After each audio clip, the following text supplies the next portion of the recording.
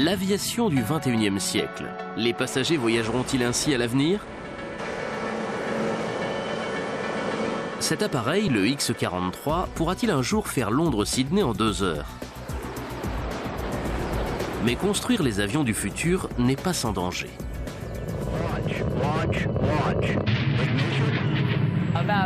Environ 8 secondes après la mise à feu, le lanceur s'est mis à osciller de manière incontrôlable. Pour le 100e anniversaire du premier vol des frères Wright, nous allons explorer l'avenir de l'aviation du XXIe siècle.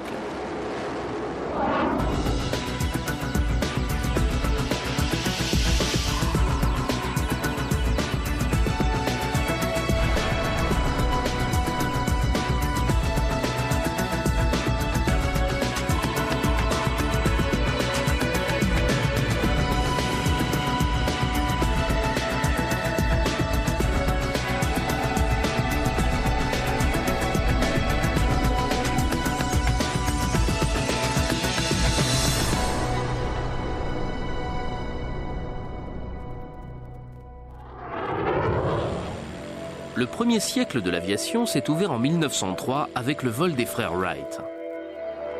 Puis, Charles Lindbergh a conquis l'Atlantique au cours d'une héroïque traversée en solo de 34 heures. Le défi que constituent les vols supersoniques a donné naissance à des appareils comme le Concorde ou l'avion espion Blackbird. Le XXe siècle a été marqué par des exploits comme le record de Dick Rutan, qui a fait le tour du monde en 9 jours, sans escale et sans ravitaillement. Aujourd'hui, au commencement du XXIe siècle, l'homme envisage des vols réguliers dans l'espace. Comme la plupart des avions extraordinaires de demain sont encore à l'état de projet ou de rêve, nous allons découvrir certains des prototypes les plus étonnants ayant déjà pris leur envol. Au dire des experts, ces avions du futur seront un jour monnaie courante. Mais il est étonnant de constater que certaines des innovations les plus ambitieuses viennent de petites compagnies d'aviation aux moyens limités. C'est notamment le cas de la firme X-Corps et de son avion-fusée réutilisable.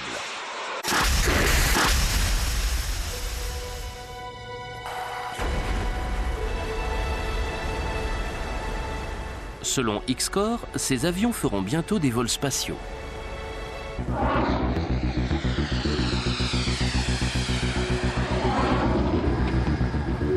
Cette compagnie emploie une dizaine de personnes. Elle a mis au point un petit prototype de fusée qui peut faire décoller un avion. Son point fort est sa capacité à être allumée et éteinte en plein vol. X-Corps affirme que son prochain moteur de fusée pourra propulser un avion pour un vol sous-orbital. X-Corps est une compagnie relativement jeune. Nous avons commencé en 1999 et nous nous concentrons sur la fabrication de fusées réutilisables, à faible coût et moindre risque pour des applications commerciales et militaires. Les petites compagnies se lancent dans de nombreux concepts très innovants. Je ne crois pas qu'elles fassent de l'ombre aux grands noms du marché. Au contraire, elles créent de nouvelles niches. La fusée d'X-Corps a été testée sur un avion léger appelé Long Easy, dont on avait enlevé le moteur à essence. Le pilote d'essai d'X-Corps est le célèbre Dick Rutan. En 1986, il a été le premier homme à faire un tour du monde sans escale à bord de son avion le Voyager. Je ne suis pas un spécialiste des fusées, mais juste un pilote un peu timbré. Si je comprends bien, il s'agit de combiner de l'oxygène liquide et un hydrocarbure, comme du kérosène ou en l'occurrence de l'alcool. Ensuite, il suffit de les enflammer dans une chambre et ça explose.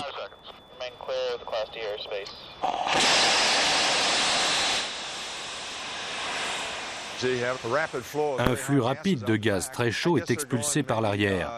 Ils vont jusqu'à Mach 5. On voit l'onde de choc dans le panache d'échappement et ça propulse le véhicule vers l'avant. Il accélère très rapidement pour décoller et finit par atteindre une vitesse qui dépasse tout ce que j'ai jamais vu avec une hélice. Les gaz d'échappement peuvent accélérer jusqu'à Mach 5, soit 5 fois la vitesse du son. Mais pour l'instant, la fusée d'essai est si petite que l'avion ne vole qu'à 350 km/h. Nous avons réussi des mises à feu et des coupures des moteurs en plein vol. Nous avons coupé les gaz puis redémarré. En fait, c'était un pari très risqué. Je crois que cela n'avait jamais été fait. Nous avions utilisé un tiers du gaz propulseur pour atteindre une altitude suffisante pour faire demi-tour et couper les moteurs. Une fois sur la piste d'atterrissage, nous les avons relancés.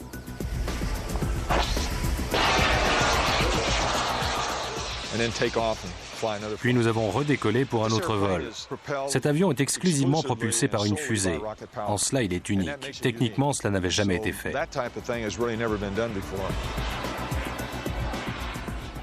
L'avion d'escorte n'est jamais très loin. J'attends qu'ils me disent que tout s'est bien passé, que l'avion n'a pas pris feu pendant la coupure du moteur. Ensuite, il faut simplement faire un atterrissage comme avec un planeur. Il n'y a pas de place pour l'erreur. Il faut réussir du premier coup. Il plane tout à fait comme un Long Easy classique. En fait, sans l'hélice, il plane même un peu mieux. C'est plus facile quand l'hélice n'est pas là pour offrir de la résistance.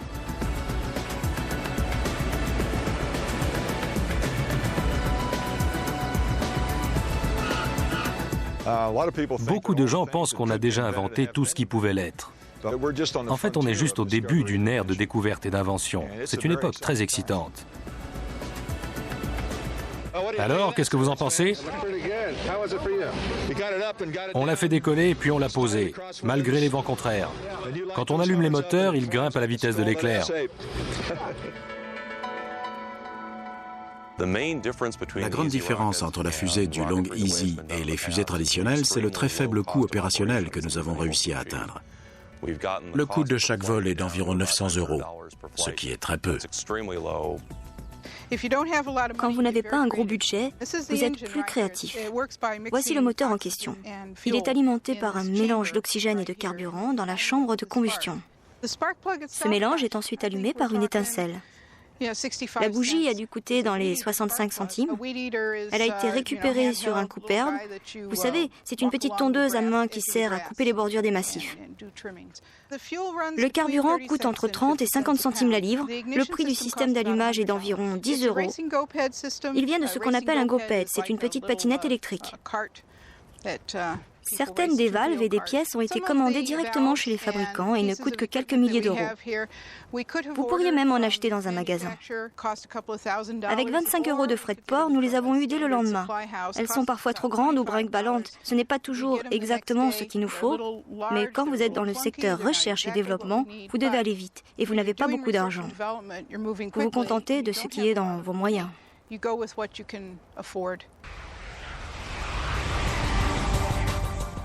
L'étape suivante de notre développement, c'est un véhicule supersonique pour emmener des passagers et des charges utiles hors de l'atmosphère et les ramener ensuite sur Terre.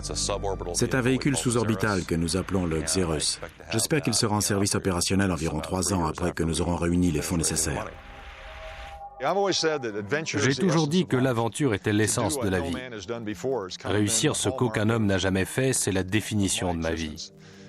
Si j'ai l'occasion de faire quelque chose de ce genre, j'ai du mal à résister à la tentation.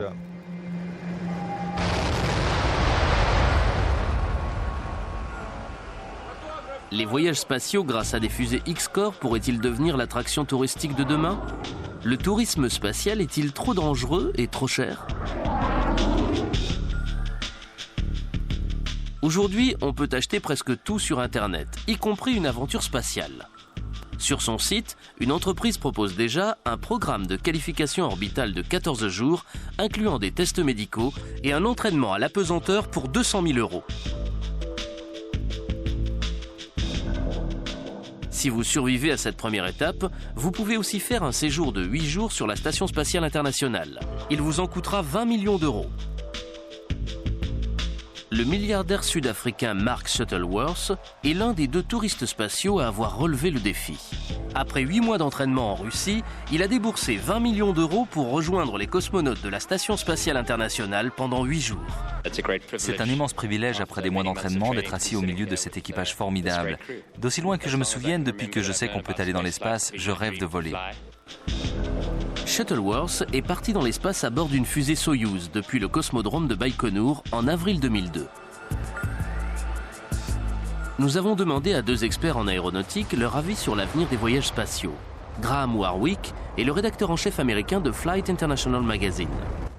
L'objectif de la NASA et de l'Agence spatiale européenne, c'est que les voyages spatiaux deviennent aussi banals que les vols transatlantiques. Pour cela, il faudra encore attendre des décennies. Aujourd'hui, aller dans l'espace est presque aussi compliqué qu'à l'époque où Wernher von Braun et son équipe ont commencé. Cela reste hors de portée du commun des mortels. Et c'est encore inaccessible pour la plupart des gens extrêmement riches. Richard Aboulafia dirige un groupe de réflexion basé à Washington sur l'impact des nouvelles technologies aéronautiques. Le tourisme spatial est un concept souvent employé à tort et à travers. Au fond, il s'agit de demander aux gens de payer une somme avec laquelle ils pourraient s'acheter une petite île tropicale pour passer quelques jours dans un cadre horrible et à manger de la nourriture infecte. Il est inconcevable que cela intéresse plus qu'une poignée de personnes extrêmement fortunées. Comme envoyer un équipage dans l'espace reste très onéreux, la NASA travaille depuis les années 1960 à un type révolutionnaire de propulsion à grande vitesse. On appelle cela le vol hypersonique. Il est capable de dépasser Mach 5. La NASA tente de faire voler un nouveau moteur appelé scramjet ou superstatoréacteur. Ce moteur a la particularité de prendre l'oxygène dont il a besoin dans l'atmosphère supérieure. Ainsi, contrairement à ce qui se passe pour la navette spatiale, les immenses réservoirs d'oxygène sont superflus. L'idée est de rendre les vols moins chers. Voici le nouveau superstatoréacteur de la NASA. Le X-43A est un vaisseau expérimental qui devrait voler à des vitesses hypersoniques. On espère qu'une version plus grande du X-42A propulsera un jour la navette spatiale. C'est un moteur aérobie, c'est-à-dire qu'on aspire l'air de l'atmosphère. Normalement, une fusée doit emporter son propre oxydant.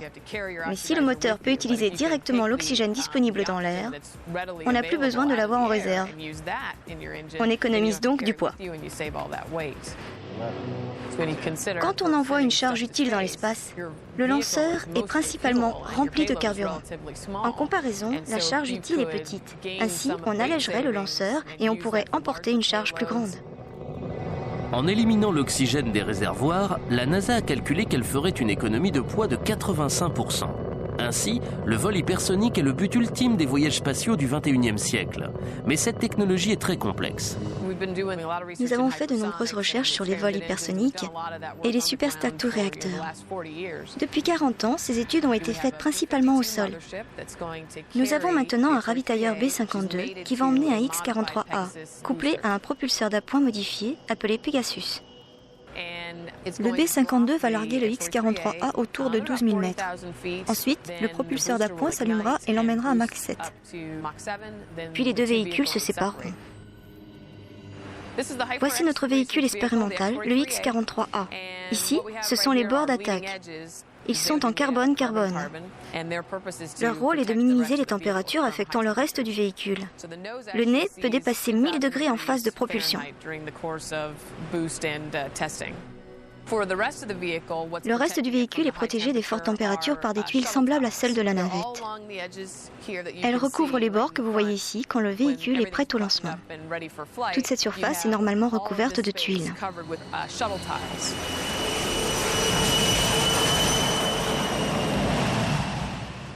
Le moteur est situé en dessous. Toute la partie basse du véhicule a été conçue pour comprimer le flux d'air, afin qu'en arrivant au moteur, il soit à la bonne vitesse. C'est un superstatoréacteur, donc le moteur peut supporter un flux supersonique.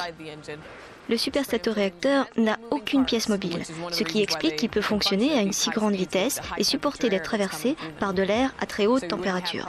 Ainsi, nous n'avons aucun problème de dilatation des pièces ou de fonte éventuelle des mécanismes. Il largue le X-43A à environ 12 000 mètres. Cette animation informatique montre comment la NASA espère que son superstatoréacteur s'allumera au cours de son premier test sur le terrain. Le propulseur s'allume et atteint Mach 7.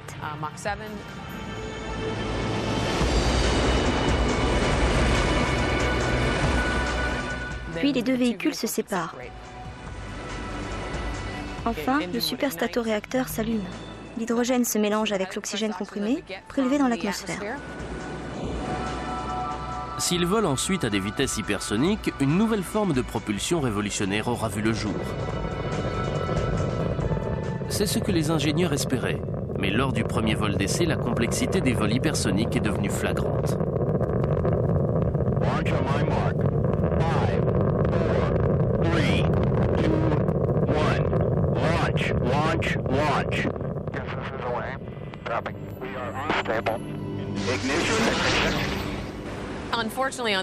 Malheureusement, au cours du premier vol, le lanceur a eu un problème. Environ 8 secondes après la mise à feu, le lanceur s'est mis à osciller de manière incontrôlable.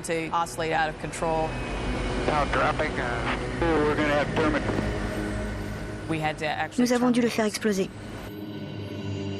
Si un jour la NASA parvient à faire voler le X-43A, elle prévoit de mettre en service un véhicule hypersonique habité, le X-43B. Il devrait être lancé depuis un avion porteur sans l'assistance d'un propulseur d'appoint. Mais la technologie hypersonique est si complexe qu'il faudra peut-être attendre 2035 pour que le X-43B soit opérationnel. Depuis des années, les futurologues évoquent la possibilité de lignes commerciales utilisant des superstatoréacteurs hypersoniques pour emmener des passagers de Londres à Tokyo en 2 heures. Ce rêve deviendra-t-il un jour réalité ? Cela demanderait d'immenses innovations technologiques. Et il est possible que l'aérospatiale ne puisse pas transporter des passagers de Londres à Tokyo en 2 heures, tout simplement parce que le prix sera exorbitant. Oui, on pourrait faire Londres-Sydney en 2 heures, mais cela prendra 1 heure ou 2 rien que pour se rendre à l'aéroport, surtout si ce doit être un aéroport offshore à cause du bruit des avions. Ensuite, il faudra faire la queue 2 heures pour les contrôles de sécurité. Au final, ce vol de 2 heures vous prendra 8 ou 9 heures de votre temps. Alors, quels sont les avantages de cette technologie et de toutes ces dépenses pour faire le trajet en 2 heures si on ne rend pas tout ce processus bien plus rapide ? L'idée maîtresse du superstatoréacteur de la NASA consiste à économiser du poids en utilisant l'oxygène de l'atmosphère supérieure. Une méthode moins coûteuse pour alléger les véhicules a été inventée par la firme californienne Kelly Space and Technology. Son astroliner serait tout d'abord remorqué jusqu'à 6000 mètres par un 747 classique. Les moteurs fusées de l'astroliner ne s'allumeraient qu'une fois à cette altitude, permettant ainsi de réduire son poids et sa taille. Pour 250 000 €, les passagers pourraient faire un voyage de 2 heures à la frontière entre l'espace et l'atmosphère. Pour le passager, cela demande 1 ou 2 jours d'entraînement, par exemple sur un week-end qui se terminerait par le vol lui-même. Ensuite, les appareils s'élèvent au-dessus de l'océan jusqu'au point de largage et à 6000 mètres, nous décrochons le câble de remorquage. Les moteurs fusées s'allument et là, le passager ressent la poussée initiale. Il est collé à son siège. C'est une accélération équivalente à 4G, ce qui représente une force importante exercée sur un corps. Ce sera une expérience sensationnelle. Il y aura sans doute beaucoup de bruit, mais vous n'aurez jamais ressenti ça de toute votre vie. Les passagers voleront juste au-dessus de la limite entre l'atmosphère et l'espace, à 90 km au-dessus de la Terre, quand les fusées du petit véhicule seront mises à feu.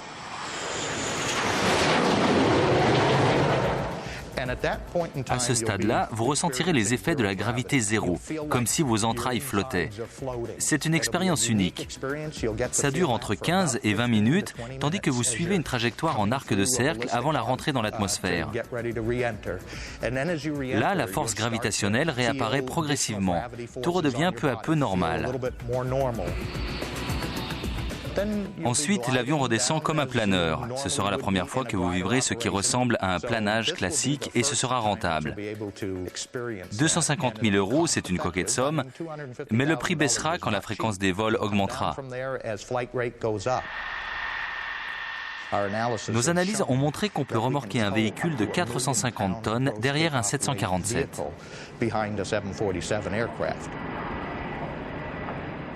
Nous avons procédé à une série de vols d'essais sur la base aérienne d'Edwards avec la NASA et l'armée de l'air. Nous avons mis au point une représentation à une échelle réduite de notre 747 et de l'astroliner en utilisant pour le test un C-141 et un F-106. C'était vraiment une manière fantastique et peu risquée de lancer des objets à partir du sol.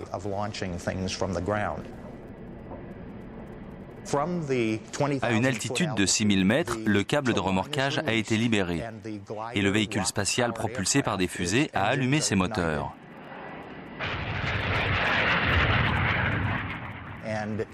Ensuite, il est monté entre 120 et 180 000 mètres. Pour Kelly Space and Technology, son système possède de grands avantages en matière d'énergie et de coût par rapport aux fusées et aux lanceurs classiques. Ces véhicules sont plus légers et plus petits, car ils n'ont pas besoin de faire exploser d'immenses quantités d'oxygène pour s'élever dans le ciel. Le carburant représente 85% du poids initial de la navette. En fait, nous avons éliminé les deux propulseurs d'appoint sur les côtés de la navette pour les remplacer par un 747 qui fait office de remorqueur pour emmener un lanceur de type planeur jusqu'à environ 6000 mètres. Pour résumer, nous avons gagné 6000 mètres d'altitude. Nous avons éliminé la nécessité d'une immense infrastructure de lancement pour le décollage vertical. Selon Kelly Space and Technology, l'Astroliner sera également capable de réduire très nettement le coût de mise en orbite des satellites.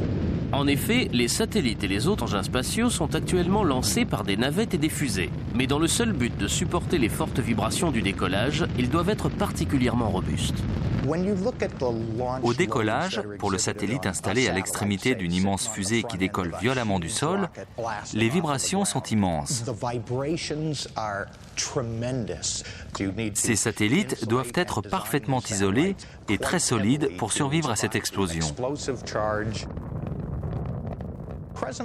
Actuellement, cela coûte environ 22 000 € par kilo pour envoyer un objet dans l'espace.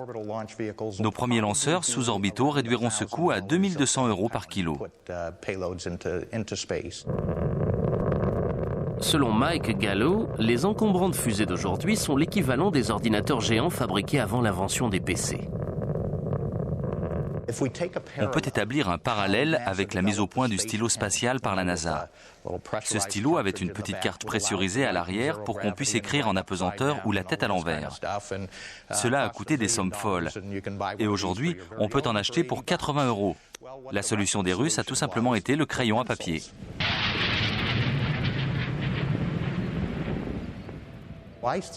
Je vous conseille de garder un œil sur les petites entreprises. Ce sont elles qui seront les pionnières de la technologie aéronautique de demain. Comparé à 20 millions, 250 000 €, c'est une broutille. Mais selon toutes les prédictions, dans un avenir proche, les vols spatiaux resteront encore très onéreux.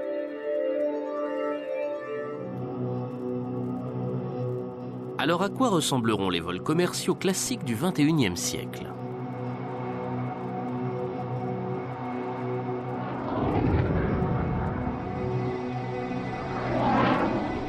Aujourd'hui, construire et faire voler un avion de ligne coûte très cher. Il est peu probable que ce prix baisse au XXIe siècle. Les compagnies aériennes du futur chercheront donc les solutions les plus économiques. Dans 50 ans, je pense qu'on ne sera pas dépaysé en regardant les avions qui voleront. Ils ne seront sans doute pas très différents de ceux d'aujourd'hui.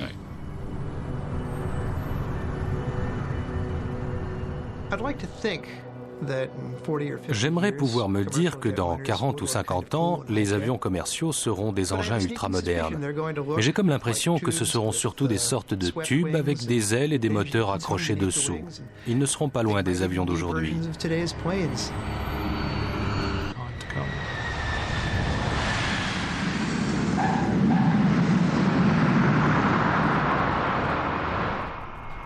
Il n'y a pas d'autre solution. Personne ne se déplacera comme dans Star Trek. Il semble même que le fameux Boeing 747 sillonnera encore le ciel en 2030. Selon Boeing, le 747 a encore de belles années devant lui. Ils peuvent le rendre plus efficace et plus intéressant économiquement. Boeing n'a aucun intérêt financier à tout reprendre de zéro pour repenser la conception du 747. Mais en 2006, le Boeing 747 aura un nouveau rival de taille, l'Airbus A380, un très gros porteur à double pont. L'A380 est l'équivalent du Boeing 747 s'il était construit aujourd'hui. Il sera le 747 des 20 prochaines années. Le futur A380 transportera plus de 500 personnes à 900 km/h. C'est la vitesse du 747, mais il aura un tiers de passagers en plus grâce à son double pont. Il pourra accueillir des bars, des bibliothèques et même des toilettes de luxe. Airbus annonce la mise en service de cet appareil du futur pour 2006. Cela ne fait aucun doute. Les gros porteurs à quadruple réacteur sont l'avenir. En 2030 et 2040, l'A380 sera l'avion idéal. C'est l'avenir étant donné les prévisions de croissance. Les considérations économiques joueront un rôle clé dans l'avenir des vols commerciaux. Alors quelles sont les prédictions pour les voyages supersoniques? Le Concorde a fait son temps, mais aucun constructeur n'estime qu'il serait rentable de le remplacer. Les passagers du Concorde devront se contenter de traverser l'Atlantique en 7 heures au lieu de 3. L'idée de transport de masse supersonique serait merveilleuse si tout le monde était prêt à payer des tarifs de première classe. Mais pour la plupart des gens, le transport de masse, c'est plutôt un bus avec des ailes. Ils n'ont aucune intention de payer 6 000 € pour faire l'aller-retour Londres-New York. Quand le Concorde a été construit, son lancement a été financé par 2 gouvernements qui rêvaient d'un avenir supersonique. Sur le Concorde, la phase recherche et développement et les coûts d'investissement se sont chiffrés en dizaines de milliards. Tout cela a été payé par les contribuables. D'ailleurs, à l'époque, un éditorialiste avait écrit « Mach 2, contribuable zéro ». À l'origine, il était prévu de construire 120 Concorde. Mais la facture a atteint des sommets quand la Grande-Bretagne et la France n'ont commandé que 16 appareils. Il n'y a tout simplement pas de marché pour un autre Concorde. D'ailleurs, il n'y en avait pas pour le premier. Nous n'en avons construit que 16, dont quelques prototypes. Innover dans la technologie supersonique ne s'annonçait pas simple et les coûts ont flambé. Les routes aériennes ont été limitées car le Concorde ne pouvait voler à une vitesse supersonique qu'au-dessus de l'océan. Les problèmes techniques du boom sonique au-dessus du continent n'ont jamais été résolus. Les gens ne supportent pas le boom sonique. Même s'il est peu bruyant, ils trouvent cela inacceptable. Techniquement, il est impossible de réduire ce bruit à un niveau qui permettrait à l'avion de voler à une vitesse supersonique en permanence. Il n'y aura pas de remplaçant pour le Concorde. Il reste un rêve inaccessible, en grande partie à cause de son coût. Mais il y aura malgré tout une forme limitée de vol commercial supersonique dans un avenir très proche. L'entreprise Dassault prévoit de vendre un avion d'affaires supersonique inspiré de son jet privé, le Falcon. L'avion supersonique ciblera le marché de masse. Selon moi, la clé, c'est de viser les hommes d'affaires, l'élite des voyageurs.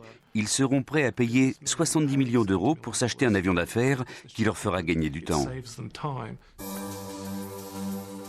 Le Falcon, avec ses 8 sièges et son autonomie de 6500 km, pourra traverser l'Atlantique à une vitesse supersonique. Le Falcon, tout en aluminium, peut voler à une vitesse maximale de Mach 1,8 sans que sa carlingue ne fonde. Comme il est plus léger et plus petit que le Concorde, son boom sonique est plus faible. Bien sûr, il existe un lien entre le boom sonique et la taille. Il faut donc limiter la taille de l'appareil pour réduire le bruit au maximum. Comparé au Concorde qui vole à Mach 2, pour le Falcon, la limite est Mach 1,8 à cause de l'aluminium. À cette vitesse, on n'a pas besoin de matériaux spéciaux. Ainsi, l'appareil est plus pratique et moins cher à construire. Mais les véritables révolutions technologiques sont toujours venues de l'aviation militaire.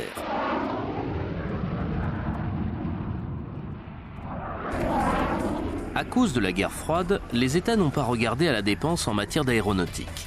Les avions militaires produits à l'époque sont si sophistiqués et si coûteux qu'ils ont peu de chances d'être supplantés dans les années qui viennent.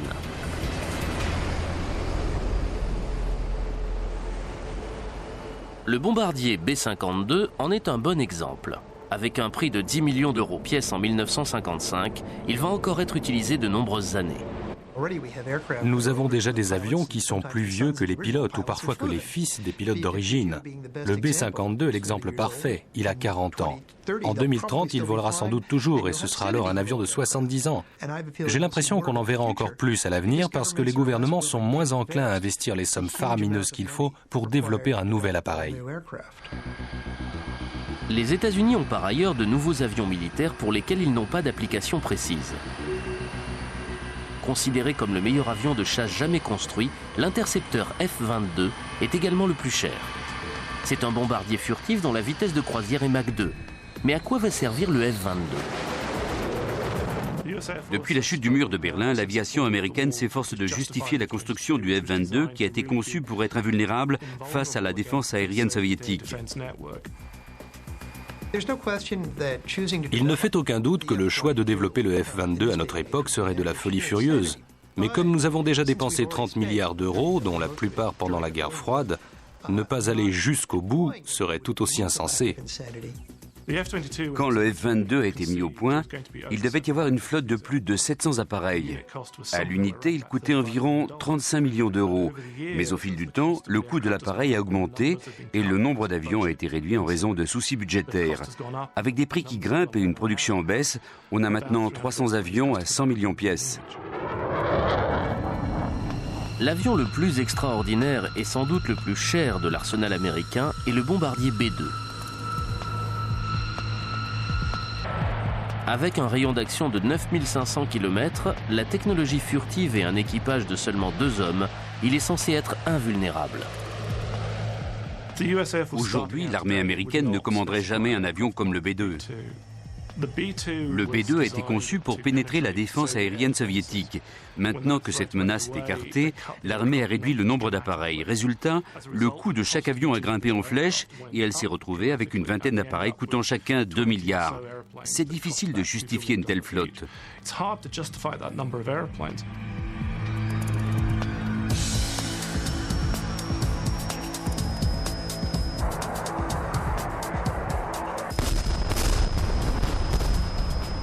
À 2 milliards l'unité, le bombardier B-2 est l'avion le plus cher jamais construit.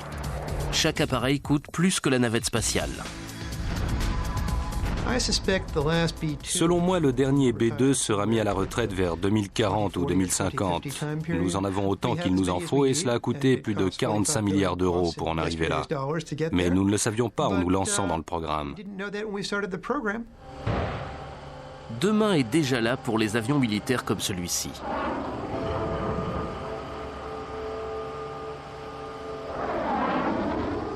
Voici le Predator.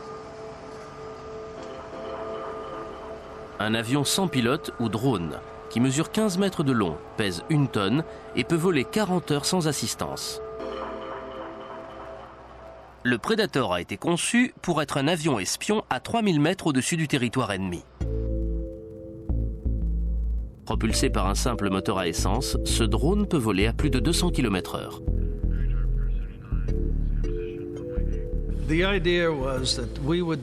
L'idée était de mettre au point un avion pour effectuer les missions qu'on voulait épargner aux pilotes, celles de longue durée ou très dangereuses, notamment à cause des tirs de missiles ou de la DCA. Mais nous voulions pouvoir y aller quand même et filmer des images vidéo en continu.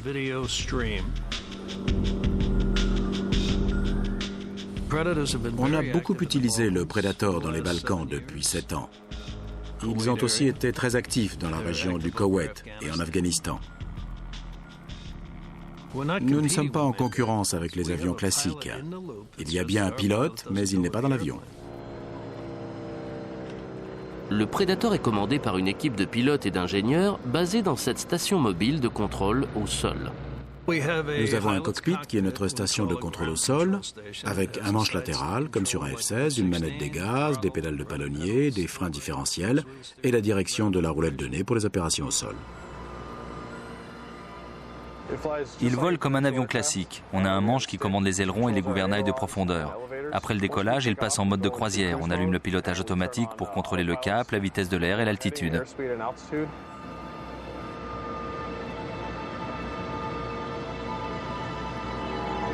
Pour les missions de surveillance, le Predator est équipé d'une caméra avec un très gros objectif de 900 mm placé dans son nez. Ici, le Predator survole notre équipe de tournage et la repère très facilement. L'avion peut filmer à 7500 mètres. Il nous envoie des images de bonne qualité, même à cette altitude. Ainsi, ce camion est en réalité à 5 km de distance. J'ai utilisé cette caméra au Kosovo en 1996. Pendant la nuit, les rebelles préparaient des attentats à la bombe contre les habitations. Nous pouvions ainsi surveiller leurs agissements et savoir où ils se cachaient. L'expression « sans pilote » est trompeuse car la plupart de ces appareils exigent une grande équipe pour les piloter. C'est juste que les gens restent au sol. Il faut beaucoup de monde pour calibrer l'information, former la personne qui commande l'appareil et bien sûr piloter l'avion. Donc au final, on a la situation paradoxale d'une plateforme sans pilote qui mobilise en réalité beaucoup de personnel. Quand le Predator est déployé hors des États-Unis, on a besoin de plusieurs gros avions de transport pour déplacer l'appareil lui-même et tout son équipement de secours. Il faut toute une infrastructure pour un seul Predator, à savoir 3 ou 4 C5 pour tout transporter. On comprend donc que plus on l'utilise, plus il devient rentable en termes d'infrastructure et d'opérations de mise en service. Le Predator est l'un des produits les plus raisonnables, avec un prix ne dépassant pas quelques millions.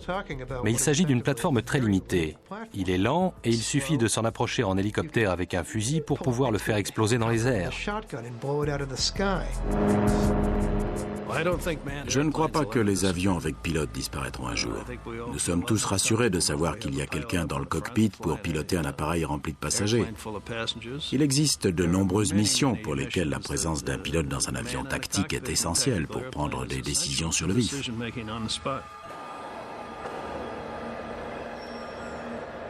Malgré tout, l'aviation américaine poursuit son programme de construction d'avions sans pilote de plus en plus gros. Voici le Global Hawk, un avion en réaction de surveillance encore plus puissant qui peut opérer à 20 000 mètres et voler à 650 km/h. Mais son coût est équivalent à un avion de combat de première ligne avec un pilote. Le Global Hawk a été conçu comme une sorte de U-2 sans pilote. Il peut rester à une très haute altitude pendant longtemps et garder un champ de bataille en ligne de mire. À l'origine, ce devait être un appareil de 10 millions d'euros et à ce prix-là, on pouvait se permettre d'en perdre un ou deux. Aujourd'hui, son prix se situe entre 50 et 70 millions d'euros, car l'armée de l'air a voulu étendre ses capacités. Elle en attend beaucoup.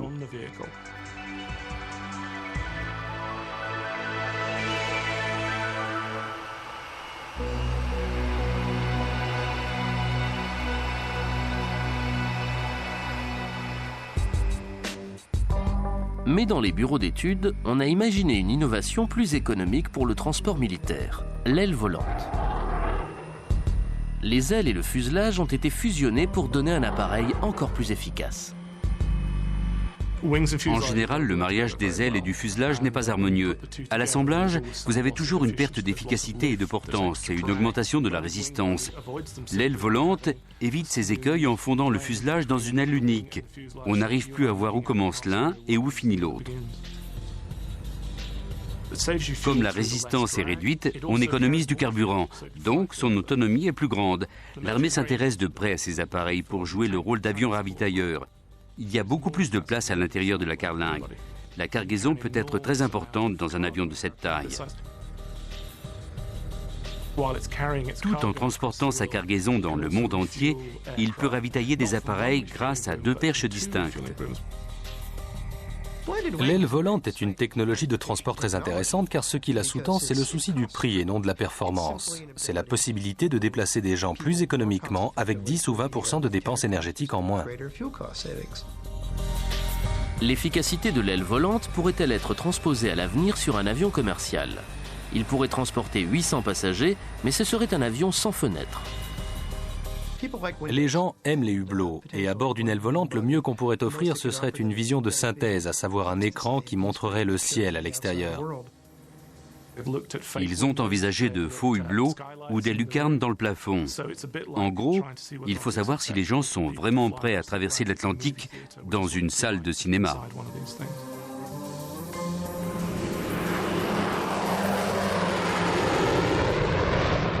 Les innovations semblent ne connaître aucune limite. Dans sa quête de l'avion de demain, la NASA est même revenue à la nature. Cet avion de combat F-18 possède des ailes expérimentales que la NASA veut faire bouger comme celles d'un oiseau.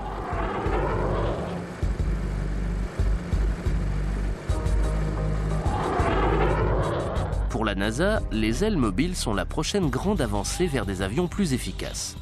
Elle a conçu des ailes assistées par ordinateur capables de changer de forme comme celle d'un oiseau.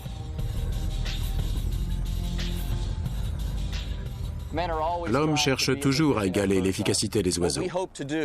Ici, nous utilisons ces deux surfaces de bord d'attaque pour les incliner de manière efficace, c'est-à-dire en espérant que les ailes contribuent positivement à la performance.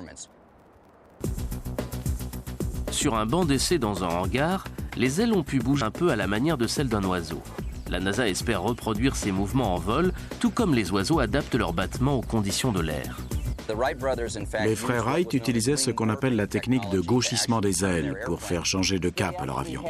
Ils avaient fixé des cordes sur la partie externe des ailes et, en tirant dessus, ils pouvaient leur faire changer de forme pour incliner l'avion et tourner.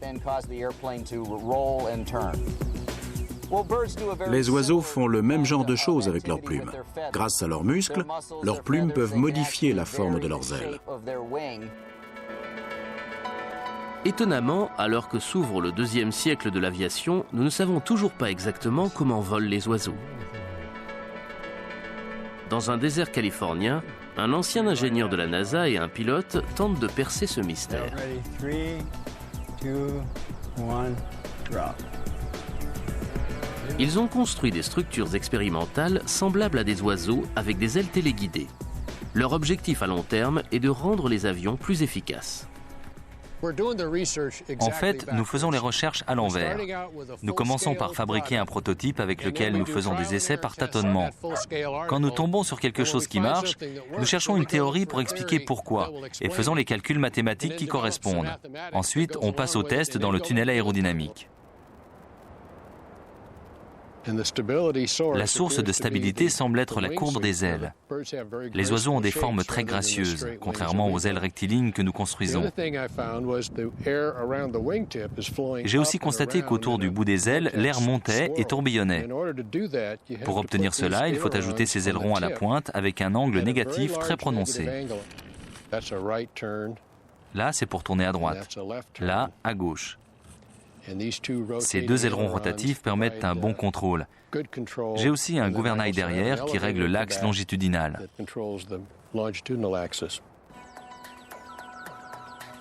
Pourra-t-on un jour construire un avion avec des ailes bougeant comme celles d'un oiseau? Pour l'instant, le F-18 de la NASA s'apprête à faire son premier vol d'essai.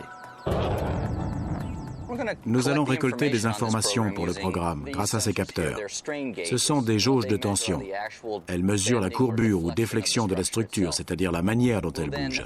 Ensuite, nous réaliserons une modélisation de la structure bougeant en temps réel. Les ailes du F-18 seront actionnées par un ordinateur selon les manœuvres demandées et la vitesse de l'air. Les manœuvres que nous faisons incluent des retournements à 360 degrés. Ready, mark.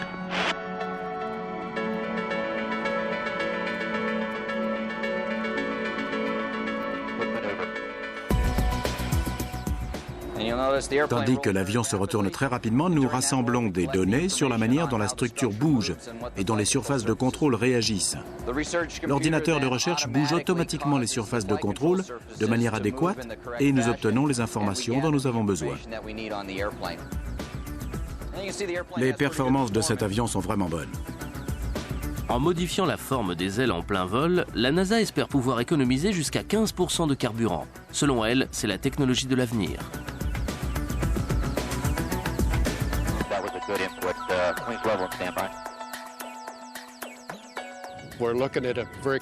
Il s'agit d'un engin très complexe. Les oiseaux sont complexes, cela ne fait aucun doute. Nous ne pouvons pas faire battre les ailes de nos avions.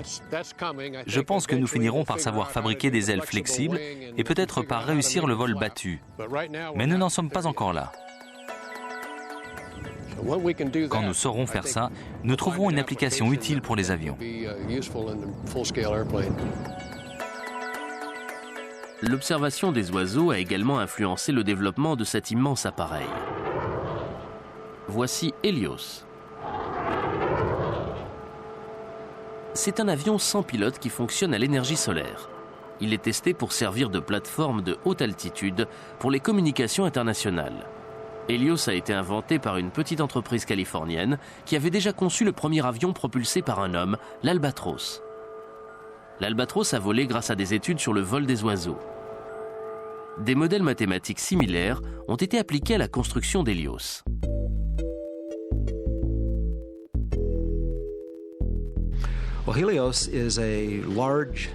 Helios est un avion qui fonctionne à l'énergie solaire. Nous volons à une très haute altitude. Nous avons conçu cet engin pour qu'il puisse voler presque indéfiniment. Notre but est de transporter des charges du type de celles qui sont actuellement dans l'espace pour l'imagerie ou les communications et qui sont placées au-dessus de l'atmosphère pendant de longues périodes. Helios repose sur une idée simple qui pourrait remplacer les satellites spatiaux. Ses ailes sont d'immenses panneaux solaires qui alimentent un moteur électrique faisant tourner des hélices. La NASA est si enthousiasmée par le projet qu'elle a financé le vol d'essai d'un prototype d'Helios. Avec son soleil à l'année et son espace aérien dégagé, Hawaï est idéal pour le test. Le jour se lève et Helios va tenter de battre un record du monde. En utilisant seulement l'énergie solaire, Helios espère aller plus haut que tous les autres avions. Pour entrer en concurrence avec les satellites spatiaux, il devra voler à plus de 30 km d'altitude. Nous sommes une toute petite entreprise de 85 personnes, ce qui est très peu pour construire de vrais avions. Nous sommes compétents et en raison de notre taille bien moins chers que les grandes boîtes. Pour le moment, nous n'avons pas de locaux suffisamment grands pour assembler ces gros appareils. Nous ne pouvons même pas construire celui-là sur un seul site. Qu'il se prépare tout de suite pour qu'on puisse faire démarrer l'avion.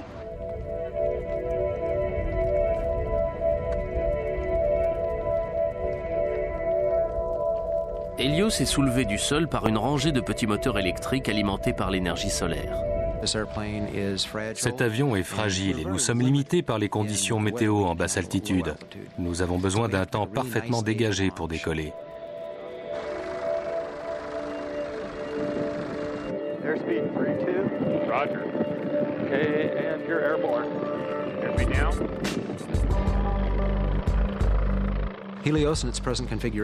Dans sa présente configuration, Helios a 6 panneaux solaires pour une envergure de 75 mètres, ce qui est plus qu'un 747. C'est un avion extrêmement léger. Il est prévu pour peser 860 kg quand son système de stockage d'énergie aura été installé. La vitesse de vol de cet avion est relativement lente. En phase de décollage et d'atterrissage, elle est d'environ 40 km/h.